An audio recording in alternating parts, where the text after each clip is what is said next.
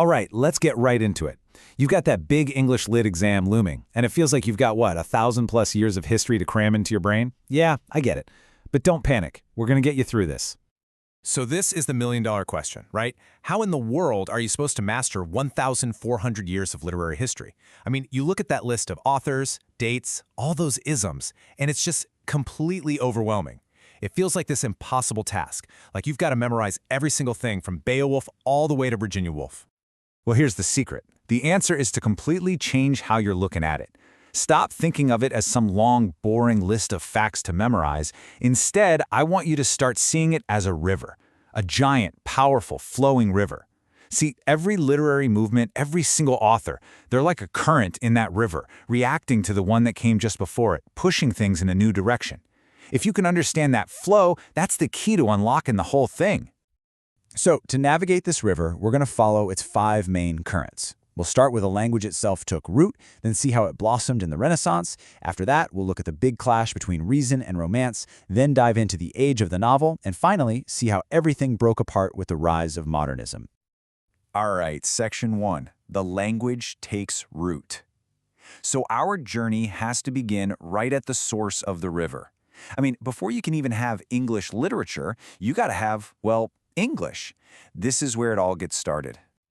Okay, this timeline is actually super interesting because it's basically the DNA of the English language. First, around 450, you get the Anglo-Saxons showing up, bringing these Germanic roots. Then, bam, 1066, the Norman conquest happens, and suddenly a massive wave of French floods the language. Fast forward a bit, and you've got Chaucer, who's the guy who basically makes it cool to write in what we now call Middle English. And the final piece of the puzzle? The printing press. This thing is a game changer because it starts to standardize everything, locking the language into a form we can recognize. So, back in this early period, you have to remember, people weren't sitting around quietly reading books. No way. These stories were performed. They were shouted in mead halls, full of drama and action. So, for your exam, the key phrase you've got to lock in is heroic epic. And the classic example, the one everyone knows, is Beowulf. You know the one, the epic tale of a hero battling monsters. It's basically the original superhero story for England. And wow, nothing shows you the change more clearly than this. Just look at the top line. That's Old English from Beowulf. To us, it might as well be a foreign language, right? But then look at the bottom line. That's Chaucer, just a few hundred years later. You can actually start to pick out words. It's getting so much closer to what we speak today. You're literally watching the river of language transform right on the screen. Okay, on to our second section, a world reborn. So, the river of language has carved out its path. And now? It's about to absolutely overflow its banks in this massive cultural explosion. We've hit the English Renaissance. This is the moment when writers weren't just figuring things out, they were mastering the game. They were writing the rulebook for poetry and storytelling. And the absolute heart of the English Renaissance? It was the stage. Theater was everything. Drama was king. London's theaters were just exploding with all kinds of plays, histories, comedies, super bloody revenge tragedies. And the one name, the anchor author you have to know for your exam, is of course William Shakespeare. The man was a genius. He didn't just master every genre, he pioneered the use of blank verse in his plays, which is what gives them that incredible, powerful, poetic rhythm we still love today. Part 3. Reason versus Romance. So this is where the river starts to do something really interesting. It's almost like literature starts having a conversation, or maybe an argument, with itself. You start to see this pattern. For every big movement, an equal and opposite reaction follows. And right here, the river splits into 2 powerful clashing currents, one driven by logic and the other by pure, raw emotion. Think of this slide as your ultimate exam cheat sheet for this whole period. On one side, you've got the Augustan Age, also known as the Age of Reason. This was all about order, logic, what's best for society. Think of the clever, biting satire of writers like Jonathan Swift. But literature couldn't stay there. It reacted. The pendulum swung like all the way to the other side with the Romantic movement, which was all about individual feelings, intense emotion, and the awesome power of nature. So if you get a question on your exam asking you to define romanticism, this is your golden ticket right here. The most important word to remember is reaction. Romanticism was a direct pushback against the cold, scientific, logical way of seeing the world. Romantics basically said, nope.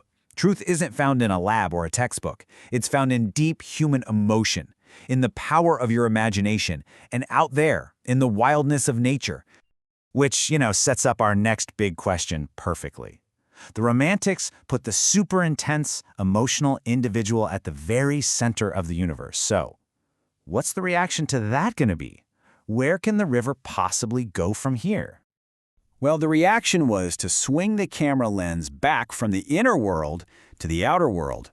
The river flows away from the self and back towards society. And that brings us to Section 4, the age of the novel. This is the Victorian era, and the dominant art form becomes the novel. Basically, a giant mirror held up to show society exactly what it looked like, warts and all. Here we go, another perfect exam cheat sheet, this time for the Victorian novel. Just lock in these 4 key ideas. First, realism.